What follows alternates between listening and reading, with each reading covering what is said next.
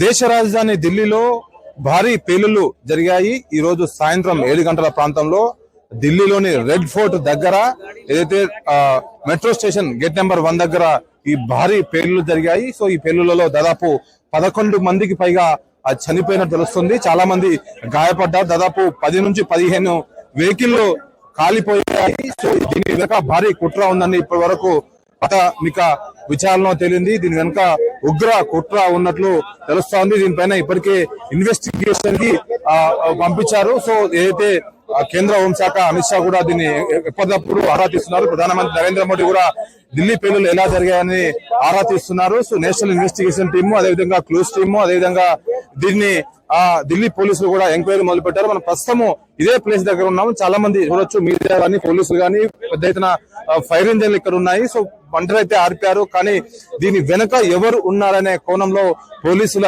అయితే దర్యాప్తు కొనసాగుతున్నది. సో గత 2 రోజులుగా చూసుకుంటే దేశవ్యాప్తంగా అక్కడ గుజరాత్ లో కానీ హైదరాబాద్ లో లింక్ ఉన్న కొంతమంది టెర్రరిస్ట్ ముఠాలను అరెస్ట్ చేశారు. సో ఈ రోజు ఉదయం గజియాబాద్ లో ఒక డాక్టర్ ఇంట్లో సంబంధించిన కొన్ని వస్తువులు దొరికాయి. సో దాని తర్వాత ఈ రోజు సాయంత్రం 7 గంటల సమయంలో ఢిల్లీలో రెడ్ ఫోర్ట్ అత్యంత రద్దీగా ఉండే మార్కెట్, ఢిల్లీలో అత్యంత ప్రధానమైన మార్కెట్. ఇక్కడ సెక్యూరిటీ కూడా చాలా ఉంటది, పోలీసులు కూడా నిఘా ఎక్కువగా ఉంటది. ఇక్కడ మొత్తం చాలా చాందనీ చౌక్ అనేది ఏషియాలో అత్యంత పెద్ద మార్కెట్ మనకి ఎదురుగా కనిపిస్తుంది. సో ఇలాంటి రద్దీ ప్లేస్ లో బ్లాస్ట్ జరగడం పట్ల